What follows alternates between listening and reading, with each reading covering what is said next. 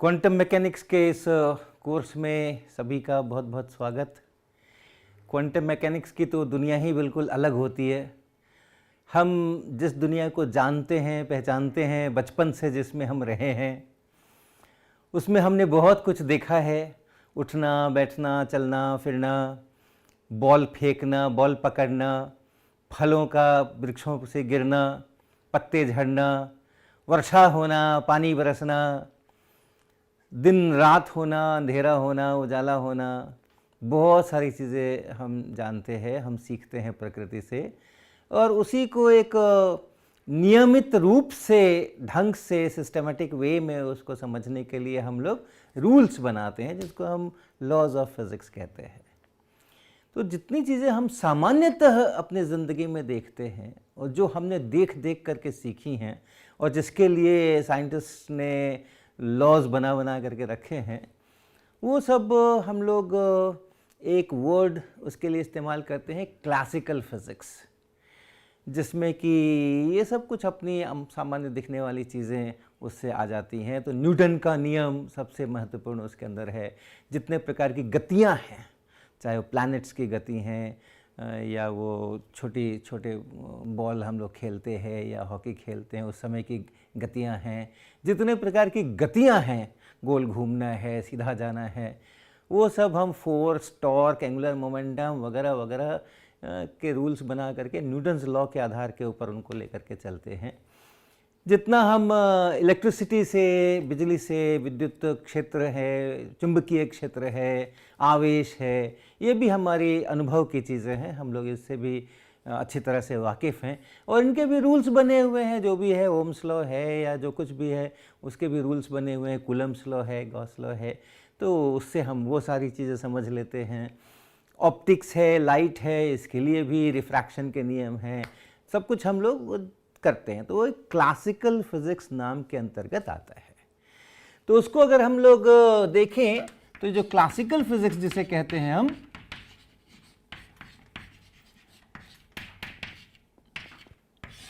वो दो जगह पर जो हमारी थोड़े अनुभव से बाहर की चीज़ें हैं, उसमें इसमें थोड़े चेंजेस करने पड़ते हैं, इससे काम नहीं चलता है।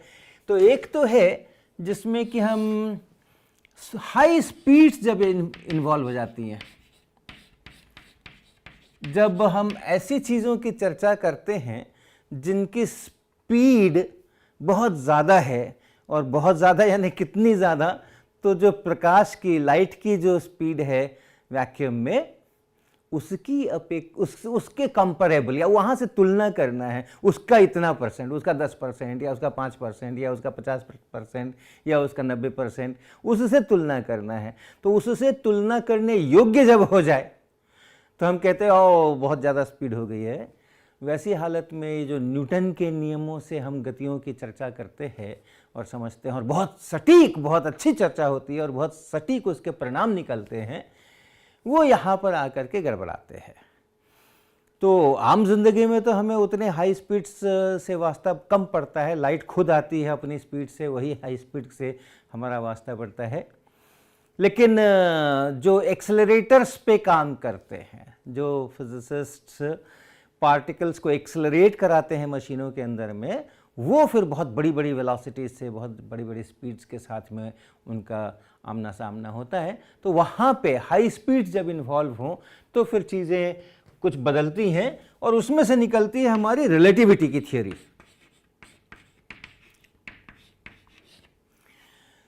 तो न्यूटन्स लॉज को हमें मॉडिफाई करना होता है, हमें चेंज करना होता है, हमें लीनियर मोमेंटम अलग से डिफाइन करना होता है, थोड़ा परिवर्तन करना होता है, बहुत ज़्यादा नहीं, थोड़ा परिवर्तन करना होता है फॉर्मूलाज के अंदर में, इक्वेशंस के अंदर में।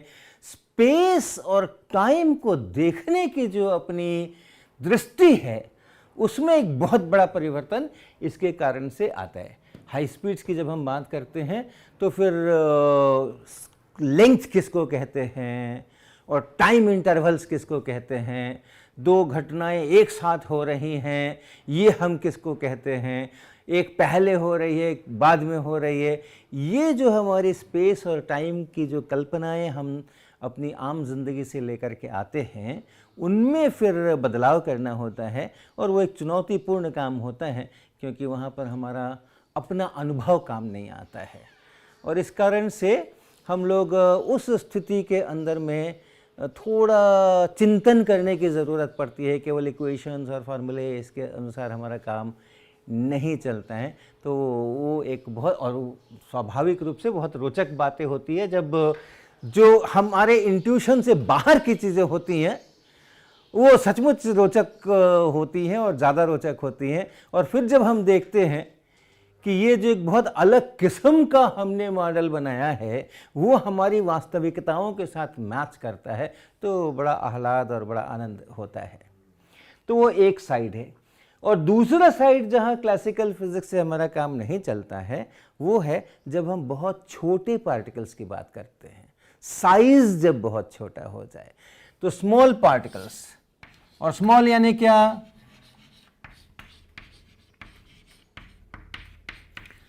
तो स्मॉल यानी आप समझ लें मॉलिक्यूल्स हैं, एटम्स हैं, न्यूक्लियंस हैं, प्रोटॉन्स हैं, न्यूट्रॉन्स हैं, इलेक्ट्रॉन्स हैं। जब छोटे पार्टिकल्स की बात करते हैं हम, तो वहाँ पर फिर हमारे ये जो क्लासिकल फिज़िक्स के हमारे रूल्स बनाए हमने, लॉज बनाए हमने, उनसे काम नहीं चलता। और यहाँ तो आमूल चूल परिवर्तन करना पड़ता है। रिलेटिविटी में थोड़ा स्पेस टाइम को समझने में थोड़ा बेसिक प्रॉब्लम है और उसको अलग से समझना होता है, लेकिन यहाँ तो पूरी की पूरी फिलॉसफी ही बदल जाती है।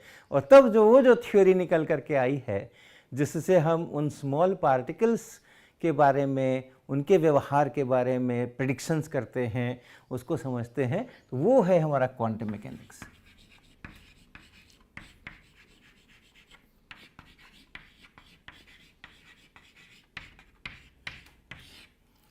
तो ये एक बहुत चुनौतीपूर्ण काम होगा कि हम अपनी सारी सोच को बदल डालें।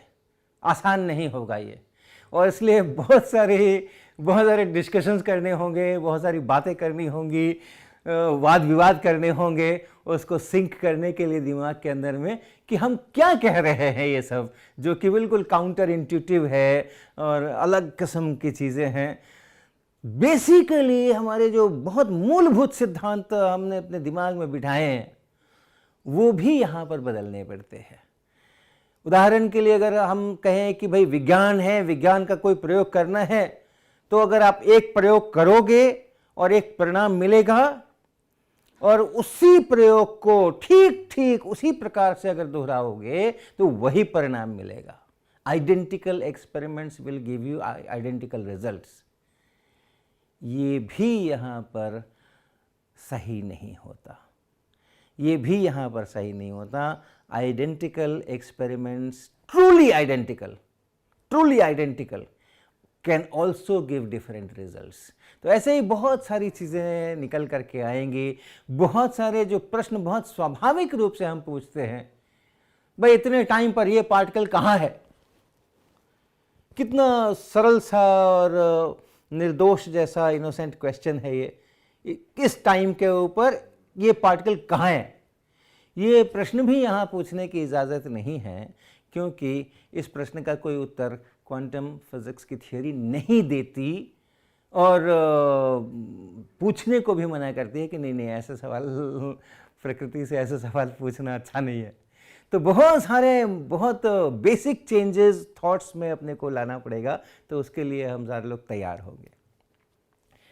हम शुरुआत ये जो बेसिक थॉट्स की मैं बात कर रहा हूँ उनको थोड़ा धीरे धीरे लाने के लिए मैं शुरुआत लाइट से करूँगा, प्रकाश से करूँगा।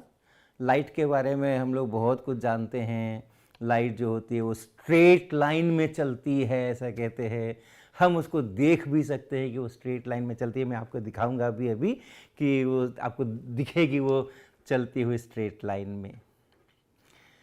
फिर लाइट जो है वो रिफ्लेक्शन होता है, उसका परावर्तन होता है। उसका अगर सपाट सतह के ऊपर लाइट पड़े किसी कोण पे तो फिर वो परावर्तित होती है। ये भी हम आपको अभी यहाँ पे दिखलाने जा रहे हैं। और परावर्तन के बाद अपवर्तन है, रिफ्रैक्शन जिसको कहते हैं। अगर एक ट्रांसपेरेंट मीडियम से दूसरे ट्रांसपेरेंट मीडियम में लाइट जा रही है तो झुक जाती है, उसका एंगल बदल जाता है। ये सब चीज़ें हम लोग बहुत अच्छी तरीके से जानते हैं। तो हम आपको कुछ चीज़ें यहाँ पर क्विकली करके दिखाते हैं जो कि चीज़ें हम अमूमन जानते हैं। तो यहाँ पे आप देख रहे हैं ये एक लेज़र का सोर्स है, ये इसमें से लाइट निकल रही है और लाइट निकल रही है वो आप यहाँ देख सकते हैं, ये लाइट निकल रही है और ये आगे जा कर के इस शीशे के डब्बे में जा रही है। और यहाँ इस शीशे के डब्बे में हमने हल्का स्मोक डाला हुआ है ताकि आपको इसका रास्ता दिखाई दे सके।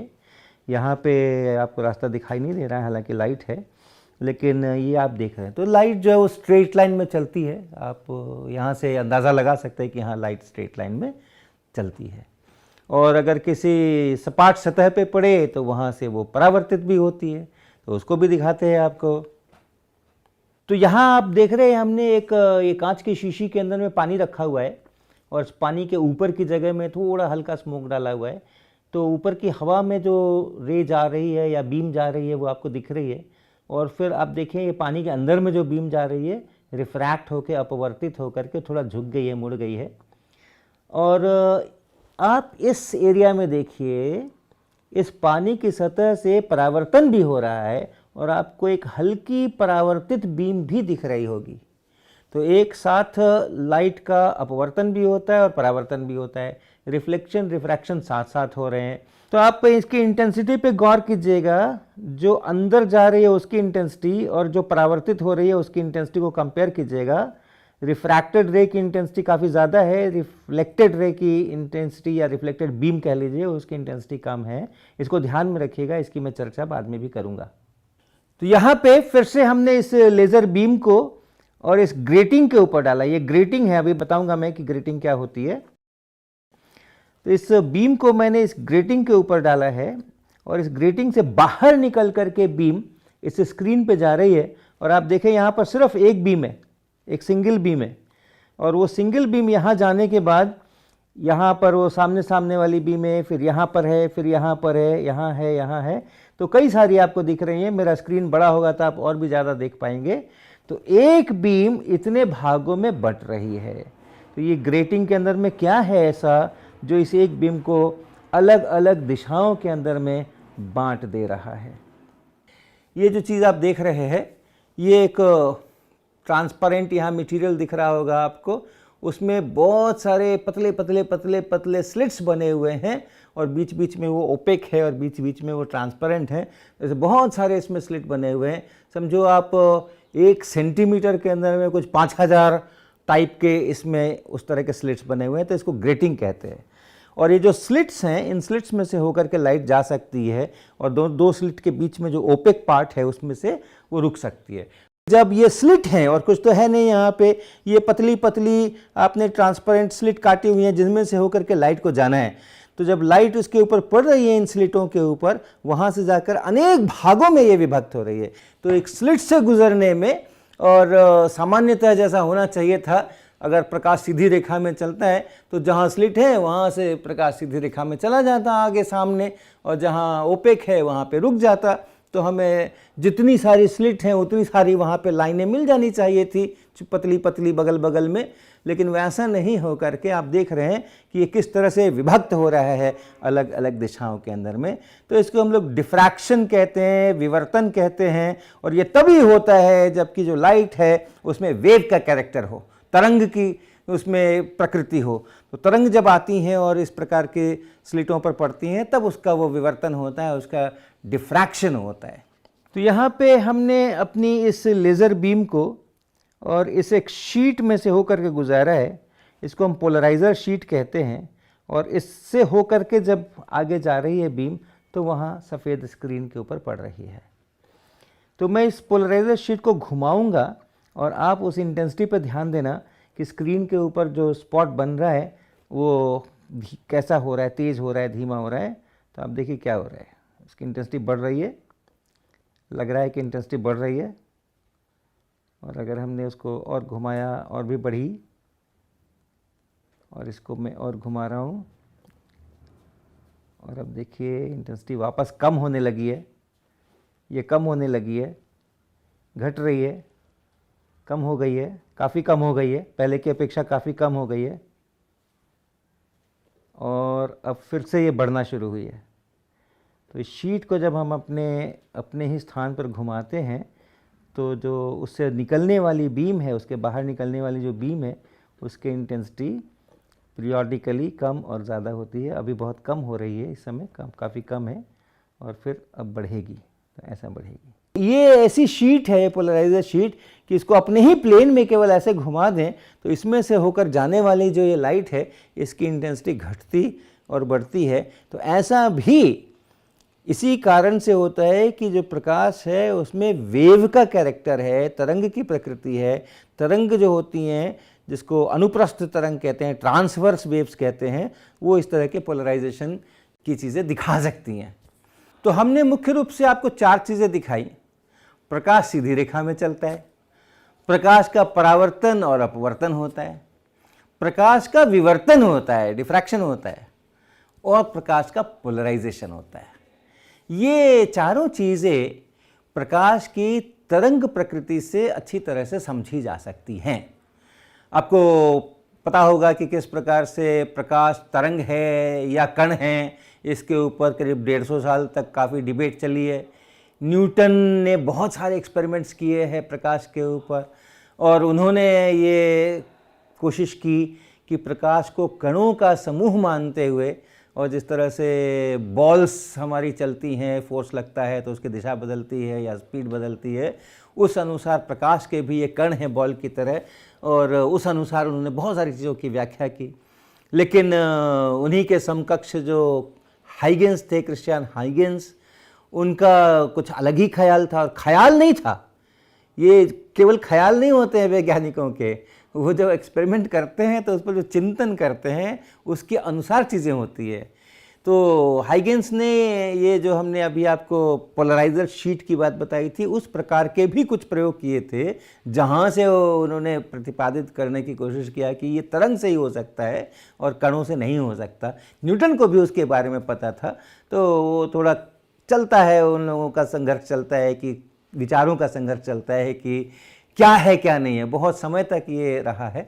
और बाद में फिर जब डिफ्रैक्शन के, इंटरफेरेंस के, व्यतिकरण के, विवर्तन के प्रयोग आए 19वीं शताब्दी के शुरू में, यंग, फ्रॉनहोफर, फ्रेनेल, तब जाकर के कुछ स्थितियाँ साफ हुई कि प्रकाश का सीधी रेखा में जाना भी तरंग से हो सकता है, अपवर्तन भी तरंग से हो सकता है, और परावर्तन भी तरंग से हो सकता है, और व्यतिकरण और विवर्तन तो तरंग से ही हो सकता है। और इस कारण से वो तरंग का जो एक सिद्धांत है उसको प्रमुखता मिली इन प्रयोगों के बाद में। लेकिन आप ये भी जानते हैं कि बाद में, समझिए एक 20वीं शताब्दी के शुरुआत में, 19वीं शताब्दी के अंत में, और कुछ ऐसे प्रयोग हुए जिनसे कि ये फिर से चैप्टर खुल गया। तरंग जो है, प्रकाश जो है वो तरंग है या वो कण है, और वो फोटो इलेक्ट्रिक इफेक्ट का प्रयोग, फोटो इलेक्ट्रिक इफेक्ट का प्रयोग, मैं उसकी चर्चा बाद में और करूँगा, आज के एजेंडा में वो नहीं है। लेकिन फोटो इलेक्ट्रिक इफेक्ट, जिसमें रोशनी पड़ती है किसी मेटल के ऊपर, उसमें से फिर इलेक्ट्रॉन्स निकलते हैं, और उन इलेक्ट्रॉन्स को जब देखा गया, उनकी गति नापी गई, उन कितने निकल रहे हैं प्रति सेकंड वो नापा गया, तो समझ आया कि नहीं, ये प्रकाश जो आ रहा है मेटल के ऊपर वो तरंगों के रूप में आ रहा है मान के चलेंगे तो ये एक्सपेरिमेंट समझ नहीं आएंगे। और कणों के रूप में अगर आ रहा है, एक एक अलग अलग काउंटेबल गिनती कर सकते हैं, ये एक कण है, ये दूसरा कण है, ये तीसरा कण है, तभी वो फोटो इलेक्ट्रिक इफेक्ट के एक्सपेरिमेंट के परिणाम हम समझ सकते हैं। तो इसको हम लोग कहते हैं फोटॉन्स। ये जो एक एक कण अलग अलग हैं उनको हम लोग कहते हैं फोटॉन्स। बाद में और भी कई सारे एक्सपेरिमेंट्स हुए जिसमें कि ये फोटॉन्स हैं, ये स्थापित हुआ। तो जो फोटॉन्स है, एक एक अलग अलग फोटोन है। जो रोशनी आ रही है, हमारी ट्यूबलाइट से रोशनी आ रही है, सूरज से रोशनी आ रही है, मोमबत्ती से रोशनी आ रही है हमारे पास में, तो उसका ये भी एक पिक्चर है, उसका ये भी एक डिस्क्रिप्शन है कि क्या आ रहे हैं। तो फोटॉन्स आ रहे हैं, कितने फोटॉन्स आ रहे हैं, तो कितनी इंटेंसिटी है उसके अनुसार तय हुआ कि कितने फोटॉन्स आ रहे हैं, कितनी ऊर्जा आ रही है, तो एक एक फोटॉन की अपनी अलग अलग ऊर्जा है, और कितनी ऊर्जा है वो उसके वेवलेंथ पर डिपेंडेंट है। तो ये सब चर्चाएं हम करने वाले हैं, लेकिन मुख्य रूप से ये आप समझें कि फोटोन का पिक्चर भी एक वैलिड पिक्चर है और तरंग का पिक्चर भी एक वैलिड पिक्चर है। अब आप चले जाइए हमारे प्रकाश के परावर्तन और अपवर्तन के प्रयोग पे, जो अभी आपने देखा। तो क्या देखा आपने? आपने देखा कि अगर हमारा नीचे में पानी है और ऊपर में हवा है, और अगर एक बीम आती है तो उस बीम का कुछ हिस्सा तो यहाँ अंदर चला जाता है और कुछ हिस्सा जो है वो ऐसा परावर्तित हो जाता है, और जो अंदर जा रहा है उसकी इंटेंसिटी ज़्यादा है, जो परावर्तित हो रहा है उसकी इंटेंसिटी कम है। अर्थात फोटोन पिक्चर में अगर हम आएँ तो यहाँ से जितने फोटॉन्स इस इंसिडेंट बीम में, आपतित बीम के अंदर में हैं, उनमें से कुछ फोटॉन्स यहाँ परावर्तित हो जा रहे हैं और अधिकतर फोटॉन्स जो हैं वो अपवर्तित हो जा रहे हैं। अब थोड़ा विचार करें, यहाँ तक ठीक है। मान लीजिए ये इंटेंसिटी 20% है और ये इंटेंसिटी 80% है, तो अर्थात अगर यहाँ से 100 फोटॉन्स आते हैं, 100 फोटॉन्स आते हैं, तो उसमें से 20 फोटॉन्स को यहाँ चले जाना है और 80 फोटॉन्स को यहाँ चले जाना है। लेकिन कौन से फोटॉन को ऊपर जाना है और कौन से फोटॉन को अंदर आना है, कौन इस बात का निर्णय करेगा? What is the factor which will decide? ये कौन डिसाइड करेगा कि ये जो फोटोन आ रहा है ये यहां से परावर्तित होगा या ये यहां से अपवर्तित होगा? और इस प्रश्न का जवाब कोई भी नहीं देगा, क्योंकि हमारी सारी थियरी जो है, हमारी प्रकृति इस प्रकार की है कि इस प्रश्न का जवाब नहीं दिया जा सकता है। हम सिर्फ ये कह सकते हैं कि अगर कोई फोटोन आ रहा है तो 20% चांस है, प्रोबेबिलिटी है कि वो ऊपर चला जाए, 80% प्रोबेबिलिटी है कि वो नीचे चला जाए। उसके लिए हम किसी प्रकार की कंडीशंस नहीं बताएंगे कि ऐसे कंडीशंस होंगे, ये वाला फोटोन अगर ऐसा वाला फोटोन आएगा तो वो ऊपर जाएगा, या पानी की सतह पर ऐसा होगा उस समय में फोटोन नीचे जाएगा। नहीं, ये आइडेंटिकल एक्सपेरिमेंट्स हो रहे हैं। एक फोटोन आया उसका क्या हुआ, दूसरा फोटोन आया उसका क्या हुआ, तीसरा फोटोन आया उसका क्या हुआ। इनको अलग अलग अगर आप सोचते हैं तो ये सब आइडेंटिकल एक्सपेरिमेंट्स है। वही पानी है, वही बॉटल है, वही हवा है, वही स्मोक है, हर चीज वही है। एक फोटोन आता है परावर्तित हो जाता है और कोई फोटोन आता है अपवर्तित हो जाता है। अर्थात identical experiments need not give identical results. वही प्रयोग उन्हीं परिस्थितियों में, एग्जैक्टली उन्हीं परिस्थितियों में आप दोहराए तो आपको वही परिणाम निकलेगा। ये जो हमारी एक सोच होती है, ये जो हमारी एक थिंकिंग होती है, क्लासिकल थिंकिंग होती है, उससे हम बाहर आने की कोशिश कर रहे हैं, हम बाहर निकालने की कोशिश कर रहे हैं आपको। Identical experiments need not give identical results. एक एक करके फोटोन आ रहे हैं और ये सब एक ही तरह की परिस्थिति के अंदर में पड़ रहे हैं, लेकिन एक एक्सपेरिमेंट का रिजल्ट है कि फोटोन का रिफ्लेक्शन हो गया और एक एक्सपेरिमेंट का रिजल्ट है कि फोटोन का अपवर्तन हो गया, अंदर चला गया, रिफ्रैक्शन हो गया। लेकिन ये रैंडम नहीं है, ये रैंडम नहीं है। एक फोटोन के बारे में आप नहीं बता सकते हो कि ये क्या करने वाला है, लेकिन अगर 1 मिलियन फोटोन्स हैं या 10 पे पावर 12 फोटोन्स हैं, 10 पे पावर 6 फोटोन्स हैं, 10,000 फोटोन्स हैं, 5,000 फोटोन्स हैं, 1,000 फोटोन्स हैं, तो हमें पक्का पता है, हमें पक्का पता है कि इतने एंगल से अगर हमने डाला है, ये एंगल ऑफ इंसिडेंस है, ये परिस्थिति है, ये पानी है, ये हवा है, इतना इसका रिफ्रैक्टिव इंडेक्स है, तो उसमें से कितने उधर जाएंगे और कितने उधर आएंगे, कितने प्रतिशत उधर जाएंगे, कितने प्रतिशत इधर आएंगे, ये हमें पक्का पता है। अर्थात हमें प्रोबेबिलिटीज़ का पता है और जब सैम्पल साइज़ बड़ा हो जाता है, बहुत सारे होते हैं, तो प्रोबेबिलिटीज़ के अनुसार हमारे रिजल्ट्स जो हैं वो बहुत अच्छी तरह से निकल करके आते हैं। तो ये एक इस लेक्चर का आप मैसेज लेकर के जाइए कि अगर एक ही एक्सपेरिमेंट को आप बार बार दोहराएं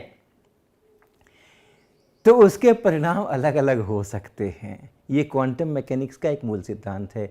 लेकिन ये जब हम स्मॉलर पार्टिकल्स, इंडिविजुअल पार्टिकल्स कर रहे हैं, तब अगर आप के पास बहुत सारे रिपीटेशंस हैं तो फिर उस प्रोबेबिलिटी के अनुसार फिक्स्ड, अगर आपने 2 वोल्ट का विभवांतर लगाया है 4 ओम के रेसिस्टेंस के ऊपर, तो आप ये नहीं कह सकते कि पहली बार हमने किया था तो हमें 1 एम्पियर की धारा मिल गई, दूसरी बार किया तो आधे एम्पियर की धारा मिल गई, चौथी बार किया तो हमें 2 एम्पियर की धारा मिल गई और क्वांटम मैकेनिक्स के रूल के अनुसार सब कुछ ठीक है। सब कुछ ठीक नहीं है, क्योंकि वहाँ 1 इलेक्ट्रॉन की बात नहीं हो रही है, वहाँ बहुत सारे इलेक्ट्रॉन्स जो बह रहे हैं, जो चल रहे हैं, उनकी बात हो रही है। तो ये एक टेक होम मैसेज आज के लेक्चर का होगा।